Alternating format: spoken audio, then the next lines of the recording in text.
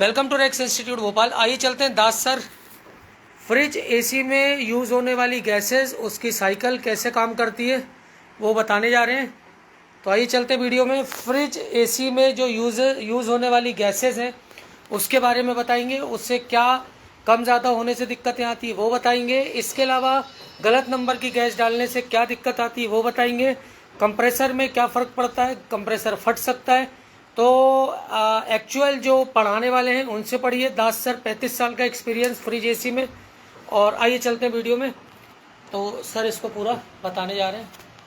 सबसे पहले अपन ये देखते हैं जो अपन गैस यूज़ करते हैं फ्रिज एसी में।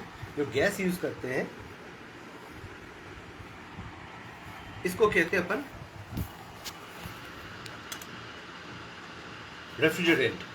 ठीक है, रेफ्रिजरेंट जो है सभी में गैस यूज़ होने वाले रेफ्रिजरेंट अलग अलग प्रोडक्ट के हिसाब से अलग अलग आता है। 12 नंबर पहले आता था फ्रिज में, पहले आता था R12, जो ये टोटली बैन हो गई है। इसके जगह गवर्नमेंट ने निकाल दिया R134। R12 क्यों बैन करी सर? ये ओजोन लेयर को नुकसान करता था, तो इसलिए इसको बंद कर दिया गया। ऑल ओवर कंट्री सभी ने बंद कर दिया इसको। अब आ गया 134 साथ में आप इस पर डाल सकते हैं हाइड्रोकार्बन। कंप्रेसर पे लिखा रहेगा कि आपको कौन सा गैस डालना है। फ्रिज में एक और गैस आता है, उसको कहते हैं R600A। आप 600A लिखा होगा, उसमें 134 डालोगे नहीं चलेगा, या 134 है उसमें 600 डालोगे तो नहीं चलेगा। ये आपका हाई प्रेशर गैस होती है, ज्वलनशील है, जरा सी लगती है। इसके डब्बे आधा किलो के आते हैं, इसके डब्बे आपका सिर्फ 200 ग्राम का आता है। ठीक है, तो ये कम लगती भी कम है, लेकिन स्पीड बहुत तेज इसकी, ज्वलनशील है। तो कभी भी आप गैस चार्ज करो तो सबसे पहले ये कंफर्म कर लो कंप्रेसर में गैस कौन सा डालना है। सबसे ज़्यादा दिक्कत क्या आती है, जो एसी पे अपन गैस चार्ज करने गए तो यहाँ पे स्टिकर पे लिखा हुआ रहता है, वो स्टिकर मिट गया। अब अपन क्या करेंगे, यार इसमें गैस कौन सा डलेगा। अपन ने किसी टेक्नीशियन को फ़ोन किया, यार वोल्टास में गैस चार्ज करने जा रहा हूँ, इसमें गैस वोल्टास में 22 नंबर डलेगा, अपन ने 22 डाल दिया। अपन ने ये नहीं देखा कि इसमें 32 नंबर डालना है, या इसमें आपका 22 नंबर डालना है, या इसमें आपका 410 डालना है। कुछ मत करो, गिनती के 4 स्क्रू खोलो, कंप्रेसर में सारा डिस्क्रिप्शन लिखा हुआ रहता है। कभी भी रिस्क मत लो, किसी के कहने पे मत आओ। एसी जब भी अब सीजन चालू हो गया, एसी में आप सभी काम करोगे। एसी में अगर 22 नंबर गैस है, आप इसको टॉपअप कर सकते हो। 32 नंबर है, थोड़ा बहुत कम है, आप इसको टॉपअप कर सकते हो। बट अगर आपका 410 है तो इसको गलती से भी टॉपअप मत करो।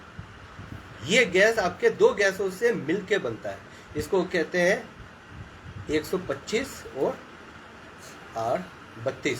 इन दोनों के मिक्सचर से ये 410 नई गैस बनाई गई है। ये हाई प्रेशर गैस होता है। हमेशा ध्यान रखना, कभी भी अगर 410 गैस है, कस्टमर बोले भैया मैं तुम्हें अब भी पैसे दे रहा हूँ, आप इसको टॉपअप कर दो, कभी उस पर यकीन मत करो या रिस्क मत लो। क्योंकि ये गैस निकली है, और 125 कितनी निकली है और 32 कितनी निकली है आपको मालूम है? मालूम ही नहीं। अपन ने क्या कर दिया, फ्रेश गैस डाल दिया। टॉपअप करना था, आपका 80% गैस पहले से डाला हुआ था, 20% आपने अलग से डाल दिया। अगर किसी भी मशीन में अगर गैस लीक हो रही है, कहीं से अगर गैस निकली है तो अंदर एयर भी गई है, इसमें मॉलिक्यूल्स तो आ गए। जैसे ये अणु इसके साथ संपर्क में आएगा वो भस्म हो जाएगा। अगर 410 गैस कहीं पर भी डाला है तो कस्टमर को हिदायत दो कि सर पहले आप इसको वैक्यूम करवाइए, उसके बाद फ्रेश गैस डलवाइए। इन्वर्टर गैस है, अगर इन्वर्टर मशीन है तो इन्वर्टर मशीन में गैस चार्ज करने का तरीका अलग होता है। ऑन ऑफ वाली मशीन है, उसमें गैस चार्ज करने का तरीका अलग है। कुछ मशीन में आपने देखा होगा,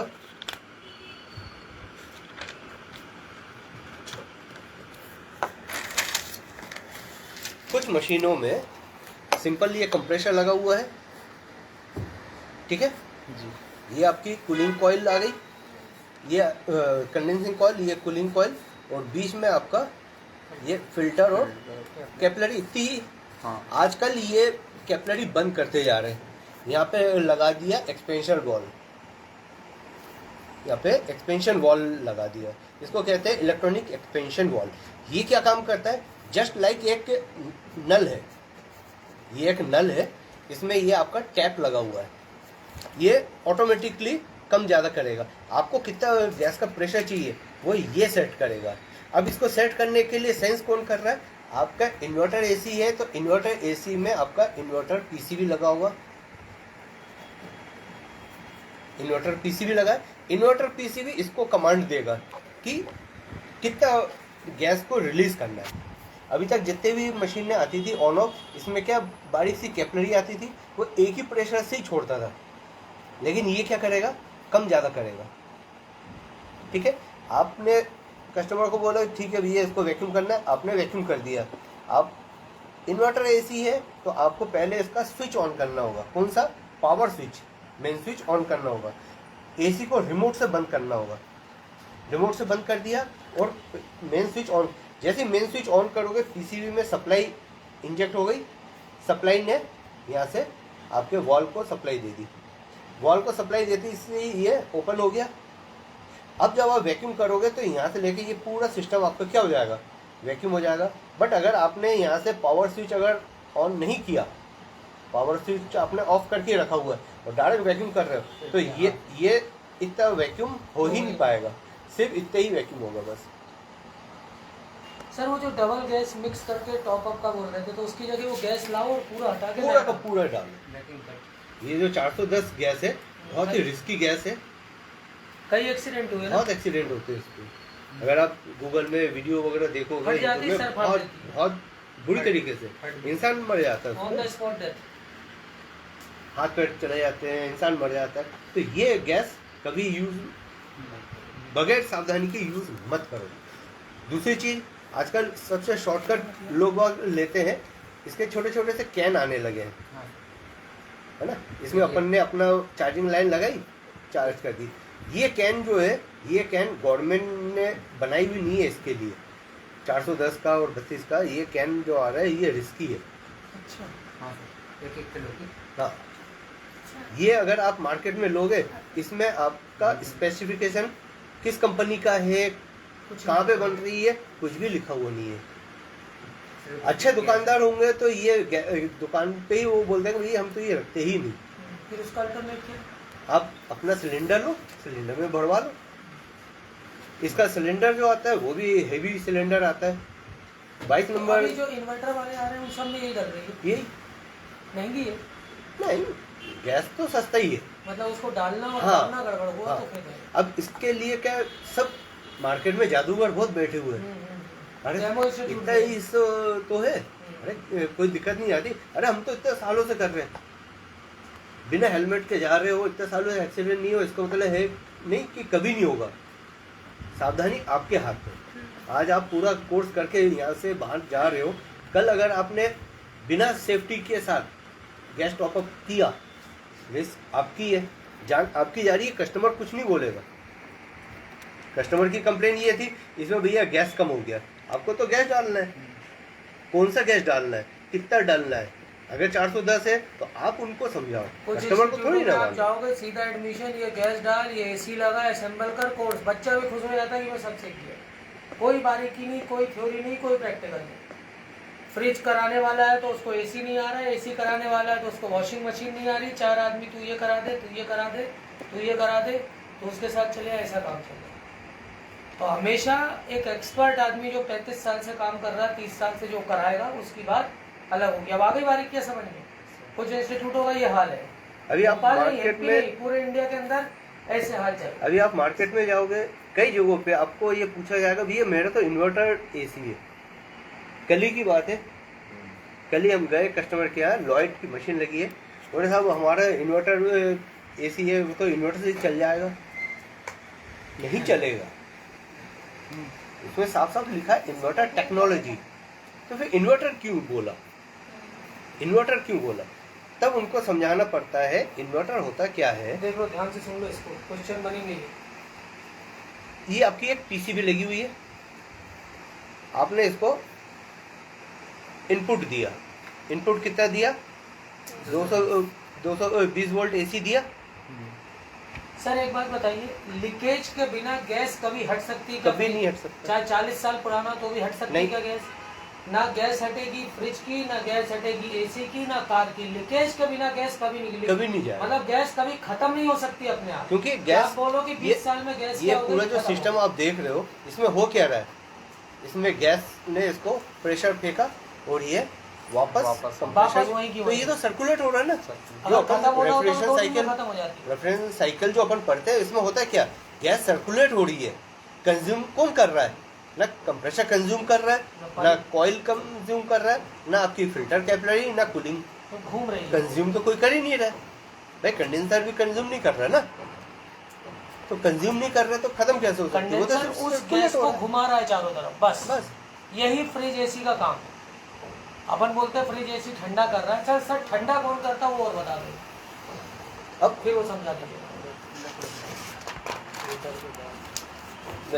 इसके लिए छोटा सा एक आपको सर्किट समझना पड़ेगा, जिसको अपन कहते हैं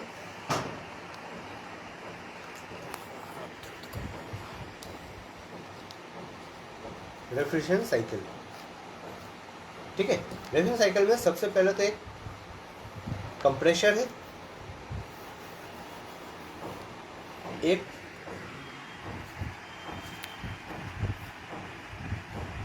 कंडेंसर कॉइल है। कंप्रेसर से जो प्रेशर निकला ये कंडेंसर कॉइल में गया। जब कंप्रेसर से प्रेशर बहुत तेजी से निकलेगा तो ये हो जाएगा हाई प्रेशर। अब जब हाई प्रेशर रहेगा तो हाई टेम्परेचर भी बना। अब इस टेम्परेचर को अपने को डाउन करना है। इस प्रेशर को डाउन करने के लिए अपन ने कंडेंसर कॉइल लगा दिया, तो ये क्या करेगा, इसकी हीट को कम कर देगा। इसके बाद अपन ने लगा दिया एक फिल्टर ड्रायर, इससे जोड़ दिया। फिल्टर ड्रायर के बाद अपन ने कैपिलरी जोड़ा। कैपिलरी कूलिंग कॉइल पे अपन ने दिया, प्रेशर गया यहाँ से ऊपर, यहाँ से आया वापस और कंप्रेसर के अंदर सर्कुलेशन हो रहा है ये। अब ये फिर ठंडा कैसे हुआ, जब अपन ये गैस को प्रेशर से फेंक रहे हैं तो ये किस फॉर्म में रहता है, गैस फॉर्म में है, गर्म हो गया। हीट को अपन ने यहाँ से निकाला। ये चीज़ अगर फ्रिज को हटा के अगर आप एसी देखोगे, एसी में ये हीट हटाने के लिए अपन ने एक फैन मोटर भी लगा दी है, इसकी हीट को रिमूव करने के लिए। ठीक है, इसका काम सिर्फ कंडेंसेशन करना और कुछ भी नहीं, सिर्फ गैस को ठंडा करना। गैस को ठंडा करने के बाद अपन ने ये पतली सी कैपिलरी से प्रेशर को भेजा। पतली सी कैपिलरी से जब प्रेशर को भेजेंगे तब वो क्या हो जाएगा, आपका लिक्विड फॉर्म में चेंज हो जाएगा।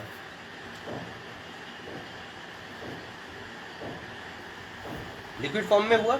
जैसे ही ये गैस को आपने गैस फॉर्म से लिक्विड फॉर्म में प्रेशर से फेंका, तब क्या हुआ, इसका हीट एक्सचेंज करना चालू कर दिया। जैसे हीट एक्सचेंज होगा, यहाँ पे आ गया आपका लो प्रेशर और लो टेम्परेचर। भाई प्रेशर किया कि आपने लो कर दिया ना। आपने गर्मियों में देखा होगा, छत की टंकी में पानी गर्म हो गया, बाल्टी से आप नहा ही नहीं सकते हो, इतना तेज गर्म है। वहीं आप उसको शावर चालू कर दो, क्यों, अपन ने उसको एक्सपांड कर दिया। एक्सपेंशन होने की वजह से एक्सपांड हो गया ना, फैल गया वो। यही चीज हो रहा है। आप इस कमरे में अभी अपन 100 लोग हैं, धक्का दुखी हो रही है, बहुत गर्मी लग रही है, यही हो रहा है। एक दरवाजा खोल दो, एक आदमी आराम से खुले में निकल जाए, अब कैसा लगेगा, फ्रेश।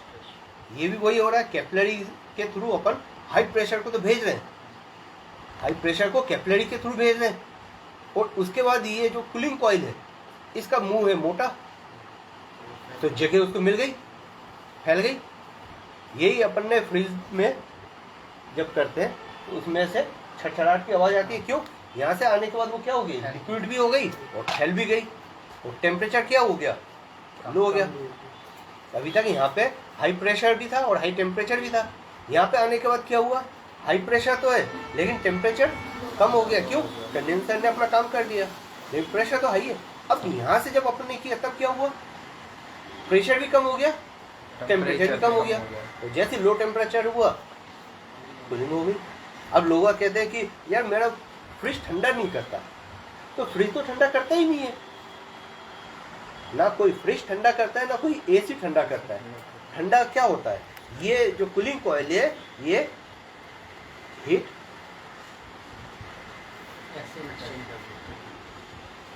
एक्सचेंजर का काम करता है। सिंगल डोर फ्रिज है, ज्यादातर देखना उसमें बर्फ जम जाती है फ्रीजर में।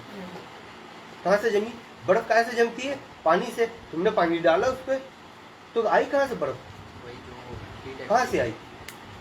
आपने एक फ्रिज है, फ्रिज में ये सेल्फ लगा हुआ है, अपन ने यहाँ पे कोई भी आइटम रखा, दूध रखा, दही रखा, कोई खाना बना के, दाल, जो भी XYZ जो घर की लेडी से रखती है, ये सिंगल डोर फ्रिज में आपने रखा। ये अंदर जो है आपका ये -5 डिग्री टेम्परेचर है, राइट। मैंने ये दाल बनाया भगोनी में, खाना बना खा लिया, सब कुछ कर लिया। अभी अपना रूम का टेम्परेचर कितना है, 40 डिग्री सेंटीग्रेड। ये बाहर रखा हुआ है तो इसका टेम्परेचर क्या होगा अभी, 40। अब मैंने इसको उठा के ये फ्रिज में रख दिया, इसका टेम्परेचर अभी कितना है, 40। ये क्या काम क्या कर रहा है, टेम्परेचर को एक्सचेंज करने का काम कर रहा है। हमेशा जो लो टेम्परेचर होता है ये ऊपर से नीचे की ओर जाता है, और हाई टेम्परेचर क्या होता है, नीचे से ऊपर की ओर जाता है। ठीक है, फ्रीजर है तो ये नीचे कूलिंग पहुंचा रहा है। सिंगल डोर है तो ऊपर -5 डिग्री आ रहा है, तो धीरे धीरे वो नीचे तक, जहाँ पे बॉटल सेल्फ है या वेजिटेबल रखते हो, यहाँ पे आपका +8 डिग्री टेम्परेचर तक लेके आ जाता है। अब इसको भी वो 6, 7, 8 डिग्री तक ला रहा है। अगर ये 8 डिग्री ला रहा है तो तुम्हारा 32 डिग्री टेम्परेचर कहाँ गया, ऊपर गया, भाप बन के, जम गया, भाप बन के गया। अब ये भाप क्या होता है, मॉइस्चर। तो इसके आसपास क्या जम जाएगा, वही मॉइस्चर जैसे ही माइनस डिग्री में आएगा क्या होगा, जम जाएगा। सिंपल सा। ये चीज डबल डोर में भी होता है। इसमें ये बर्फ आया तो इसमें थर्मोस्टेट लगा रहता है, जिसमें एक बीच का बटन दिया रहता है, उसको अपन कहते हैं डिफ्रॉस्टिंग। डिफ्रॉस्ट करने का दिया रहता है ना बटन, थर्मोस्टेट में अपन उसको दबा देते हैं। अब ये बर्फ जो जम गई इसको कहते हैं फ्रॉस्टिंग। ये बटन दबा दिया तो क्या होगा, ये डिफ्रॉस्ट हो जाएगा। अब आपके पास है डबल डोर, आपका डबल डोर फ्रिज है। डबल डोर फ्रिज में तो भैया ऊपर का सेक्शन ही अलग हो गया। यहाँ पे फ्रीजर आ गया, यहाँ पे क्या आती है, सिर्फ हवा आती है।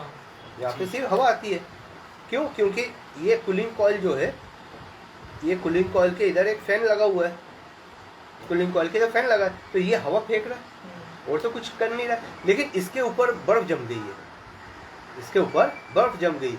अब इसको कैसे हटाए, डिफ्रॉस्टिंग का बटन तो है ही नहीं। इसमें लगा हुआ रहता है आपका डिफ्रॉस्ट टाइमर। डिफ्रॉस्ट टाइमर ये क्या काम करेगा, 8 घंटे 9 घंटे तो आपके कंप्रेसर को सप्लाई देगा। वो 15 से 20 मिनट के लिए, किसी में 10 मिनट के लिए ये नीचे एक हीटर लगा रहता है। अच्छा, यहाँ पे हीटर लगा रहता है, वो अपने फ्रिज में भी लगा हुआ है ना। हाँ, ये हीटर को सप्लाई देगा। अब ये 10 मिनट के लिए जब हीटर को सप्लाई देगा, हीटर गर्म होगी। अभी मैंने आपको बताया ये हाई टेम्परेचर हमेशा नीचे से ऊपर जाएगा, हीटर गर्म होगा तो इसका टेम्परेचर क्या होगा, हाई, तो ये नीचे से ऊपर जाएगा। ऊपर जाएगा तो ये बर्फ क्या होगा, मेल्ट हो जाएगा। जैसे ये बर्फ मेल्ट हो जाएगा, इसमें लगा हुआ रहता है बायोमेटल। बायोमेटल सेंस कर लेगा कि भैया बर्फ पिघल चुकी है, ये फिर डिफ्रॉस्ट को सेंस करेगा, डिफ्रॉस्ट कंप्रेसर को चालू कर देगा। सिंपल प्रोसेस ये चलता है। डिफ्रॉस्ट की जरूरत नहीं है। डिफ्रॉस्ट जैसे हाँ, बर्फ जम जाती है, लोग बाग चक्कू से उसको सबसे गलत है। कॉइल फूट जाती है, कॉइल लीकेज सबसे ज्यादा यही होता है। लेडीज होता से क्या चाकू है, मारती हैं उसको। ये जो फ्रीजर है, फ्रीजर में यहाँ पे बारीक बारीक पाइपलाइन चलती है ना। उसमें आपको जब फ्रीजर हाथ में लोगे तो इसमें पाइपलाइन लगेगी। अब आपने कोई भी शार्प चीज़ें लगाई, नुकीली चीज़ लगाई, तो ये क्या हो जाता है, इसमें पंचर हो जाता है, गैस निकल गई, पूरी चेंज होगी, वो अंदर की पूरी कॉइल चेंज होगी, पूरी चेंज करनी पड़ेगी आपको। सर इन्वर्टर नॉन इन्वर्टर और बता दीजिए। ठीक है, तो सर इसमें गर्म पानी डाल दें तो ही पिघल जाएगा ना? हाँ, गर्म पानी कर दो, सबसे बढ़िया है। आप कस्टमर को सजेस्ट करोगे साहब, अगर आपको इसमें होता क्या है, कई बार अपन ने कोई एक बाउल रख दिया, ये चिपक गया, निकल नहीं रहा है, हाँ, तो आप चाकू मार रहे हो, कुछ मत करो, एक नॉर्मल टेम्परेचर का पानी लो, पानी डाल दो इसमें, निकल जाएगा। छोड़ देगा। तुरंत छोड़ देगा, बर्फ छोड़ देगा। अगर किसी के फ्रीज में बहुत ज़्यादा बर्फ है तो इसके दो तरीके हैं, या तो डिफ्रॉस्ट बटन दबा दो या रात को स्विच ऑफ कर दो, कूलिंग भी बनी रहेगी। भाई ये फ्रिज है, मैंने तो रात भर तो फ्रिज तो कोई खोलते नहीं है, दिन में ही खोलते हैं सामान निकालने के लिए, पानी पीने के लिए, कोई भी एक्सरसाइज। मैंने इसको रात को स्विच ऑफ कर दिया मेन। अब स्विच ऑफ कर दिया तो इसके अंदर पावर इनपुट तो हो ही नहीं रहा है, तो ये जो एक्सेस बर्फ है ऑटोमेटिकली मेल्ट हो जाएगा और अंदर जो कूलिंग है वो भी बनी की बनी रहेगी। सबसे बढ़िया तरीका है। दूसरा अपन एक बात कर रहे थे, लोग कहते हैं ये inverter, fridge inverter, AC inverter क्या है, जब इसके अंदर इन्वर्टर है ही नहीं। इन्वर्टर से लोगों को मतलब वही है कि भाई हमने घर पे एक इन्वर्टर लगा दिया तो वो इन्वर्टर और एक बैटरी लगा दी, ये हो गया इन्वर्टर। अब इस इन्वर्टर से हमारे घर के लाइट पंखे चल रहे हैं, तो ये इन्वर्टर है। अगर इसमें इन्वर्टर है तो लाइट नहीं रहेगी तो भी ये काम करेगा। ये मेरे घर पे इन्वर्टर है, मैं इन्वर्टर से एसी को चलाऊं तो चल जाएगा? नहीं चलेगा। क्यों? क्योंकि ये इन्वर्टर टेक्नोलॉजी, ये इन्वर्टर नहीं है। अब इन्वर्टर टेक्नोलॉजी क्या होता है, आपने घर पे जो सप्लाई आ रही है 220 वोल्ट, आपने ये 220 वोल्ट दिया पीसीबी को, दिया। अब 220 से ये क्या कर रहा है, 300 वोल्ट डीसी बना रहा है। तो ये जो एसी से आपने डीसी बनाया, इस प्रोसेस को अपन कहते हैं कन्वर्टर। ठीक है, एसी से अपन ने क्या बनाया, डीसी बनाया। आप मोबाइल चार्ज करते हो, मोबाइल चार्जर है, क्या है, अपन ने 220 दिया और उसने आपको 5 वोल्ट बना के दे दिया, तो क्या कन्वर्टर। लेकिन ये 300 वोल्ट डीसी से आपने 300 वोल्ट एसी बनाया, 300 वोल्ट एसी बनाया, वो भी 3 फेज। तो ये क्या हो गया आपका, ये हो गया आपका इन्वर्टर। क्यों? डीसी से एसी बनाया ना, इसलिए इसको कहते हैं इन्वर्टर। सिंपल सा लॉजिक है। अभी आप मार्केट में जब उतरोगे आपको ये सब मिलेंगे कि भैया मेरे एसी में तो लिखा हुआ है इन्वर्टर, तो मैं इन्वर्टर से चला सकता हूँ, ये इसके अंदर इन्वर्टर है। कंप्रेसर पे क्या फर्क आता है सर, इन्वर्टर और नॉन इन्वर्टर में? दोनों कंप्रेसर के वाइंडिंग अलग है, कंप्रेसर ही अलग है। जैसे नॉर्मल जो अपने कंप्रेसर होते हैं, एक होता है कॉमन, एक होता है स्टार्ट और एक होता है रन। ये 3 होते जिसमें से इनके बीच में ये वाइंडिंग होती है। इसमें क्या रहता है, इसमें चलता है U V W। ठीक है, जैसे आपने इलेक्ट्रिकल में आपने पढ़ा होगा, एक आता है सिंगल फेस। सिंगल फेस में क्या होता है, फेस और न्यूट्रल। एक होता है 3 फेस, इसमें क्या होता है R Y B, ये 3 फेस हो गए आपके, और एक होता है न्यूट्रल, राइट, जिसको अपन TPN वगैरह कहते हैं, घरों में लगता है। इसमें भी होता है, ये 3 फेस कंप्रेसर है। इसकी जो वाइंडिंग है तीनों में रहती है। अब आप स्टार्ट रन निकालते हो, कैसे निकालते हो, यहाँ पे जैसे आपका निकला ये 12 ओम के आसपास आ गया, यहाँ पे 10 ओम के आसपास, यहाँ पे आपको 22 ओम, ऐसे डिफरेंस मिलता है एक एवरेज में, यही मिलता है। इसमें अगर आप देखोगे, यहाँ पे अगर 13 ओम आएगा तो यहाँ पर भी 13 ही आएगा, तो यहाँ पर भी 13 ही आएगा। कॉमन रन नहीं बता पाऊँ। इसमें आप सप्लाई उल्टा सीधा, अगर इसमें अगर मैंने यहाँ पे दे दिया न्यूट्रल और यहाँ पे दे दिया फेस, चल जाएगा। लेकिन मैंने न्यूट्रल इधर दे दिया और फेस को इधर दे दिया, कंप्रेशन नहीं चलेगा।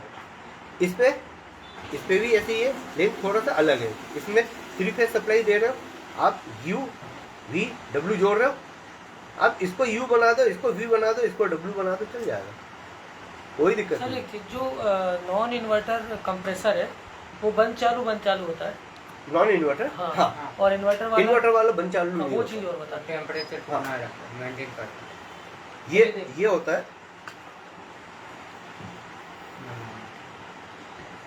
नॉन इन्वर्टर और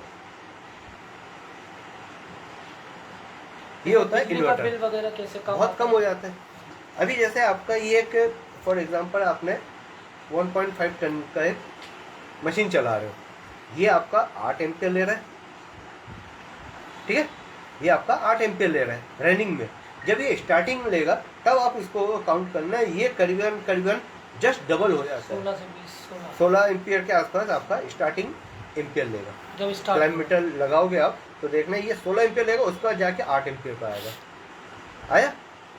इसमें क्या होता है, ये जब चालू होता है ये 0.5 से चालू होगा, 1 पे जाएगा, 1.5 होगा, 2.0, फिर 2.5, इस तरीके से धीरे धीरे बढ़ते बढ़ते जाएगा, फिर जाके 8 एम्पियर पे आके रुक जाएगा। अब आपके इसमें कूलिंग आ गई नॉन इन्वर्टर में। अब ये क्या करेगा, कंप्रेसर टोटली सप्लाई बंद कर देगा। हट से आवाज बंद कर दिया, होती ना, कंप्रेसर बंद रुक होते हैं गया, ना। है ना। टेम्परेचर आपके रूम का डाउन हुआ, फिर चालू हुआ, फिर ये 16 पहले 16 पे जाएगा, फिर धीरे धीरे 8 पे आएगा। 16 पे आएगा तो आपका कंप्रेसर पे एकदम से मार पड़ी तो एम्पियर बढ़ गया, एम्पियर बढ़ेगा तो बिजली का बिल भी बढ़ेगा। अब इसमें क्या है, 0.5 से इसने चालू किया, 8 तक आया, आपके रूम में टेम्परेचर आ गया। अब ये धीरे धीरे इसकी आरपीएम को कम कर देगा। एम्पियर को कम नहीं करेगा। एम्पियर नहीं, एम्पियर भी कम होगा ना। कहाँ तक अब जाता है? जैसे जैसे रोटेशन कम हुआ, अब ये 7.5 आ गया, कूलिंग अभी भी बनी है, 7 आ गया, कूलिंग बनी हुई है, 6 आ गया, 5 आ गया, धीरे धीरे और कम होता जाएगा। ये कंप्रेसर को बंद नहीं होने देगा और आपकी कूलिंग भी बनाए रखेगा। अब जब एम्पियर धीरे धीरे आपका 2-2.5 एम्पियर भी अगर आ गया तो नेग्लिजिबल है। सर वो 3 स्टार, 5 स्टार, 4 स्टार में क्या अंतर है? 3 स्टार जो मार्केट में आजकल आ रहे हैं, 3 स्टार, 4 स्टार, 5 स्टार, ये सिर्फ बिजली की खपत जो है, ये जितनी ज़्यादा स्टार होगा उतना ज़्यादा आपके बिजली की खपत कम होगी। तो कैसे इस कंप्रेसर में कैसे फर्क पड़ेगा? जैसे 3 स्टार है, 5 स्टार है, तो ये तो कंप्रेसर जो एम्पियर है वो इनको कम कम लेगा, 5 कम स्टार लेगा, में तो और कम हाँ एम्पियर। और कम लेगा।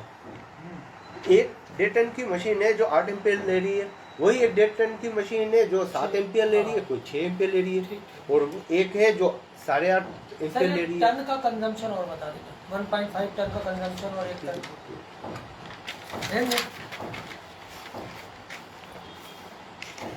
ठीक है। अब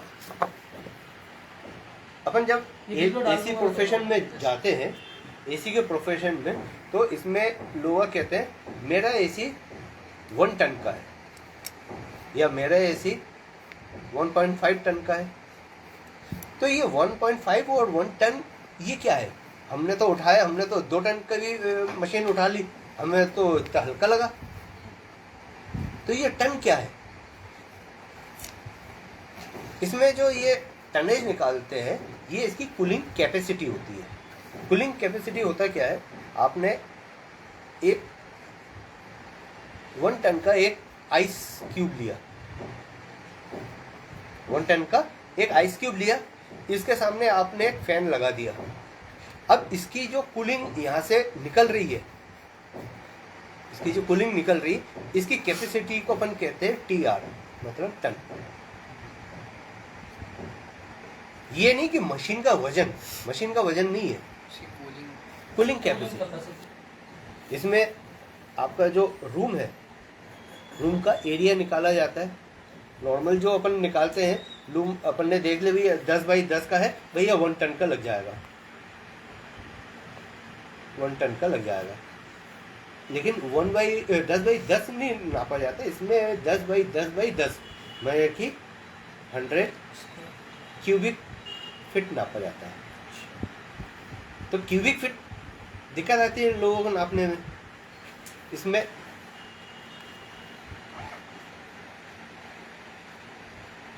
ये है क्यूबिक। ये होता है क्यूब, ये हो गया 10 ऊंचाई, 10 लंबाई और ये 10 अंदर का गहराई भी। तो इन तीनों को नाप के बनाया जाता है। तो क्यूबिक फिट लोगों को दिक्कत आती है तो सब इसका क्या नाप लेते हैं, कारपेट एरिया नाप लेते हैं, भैया 10 बाई 10 नाप लिया, ठीक 100 स्क्वायर फीट हो गया। अपना भैया 10 बाई 15 है तो भैया ये 150 स्क्वायर फीट हो गया, मतलब 1.5 टन लगेगा। भैया हमारा तो भैया 20 बाई 20 का है या 10 बाई 20 का है, अब जैसे जैसे नापोगे टनेज, और एक्चुअल में वैसे वैसे क्यूबिक है। ये क्यूबिक फीट है। तो क्यूबिक फीट कोई नाप नहीं पाता है तो सीधे 10 x 10 नाप लियो, बस स्क्वायर फीट नाप लो। ठीक है। और इससे ज़्यादा डिटेल के लिए आप वीडियो कोर्सेज ऑनलाइन ऑफलाइन हमें ज्वाइन कर सकते हैं। ये एक्चुअल क्या टीचिंग है ये आपको समझ में आई होगी। Thanks for the watching.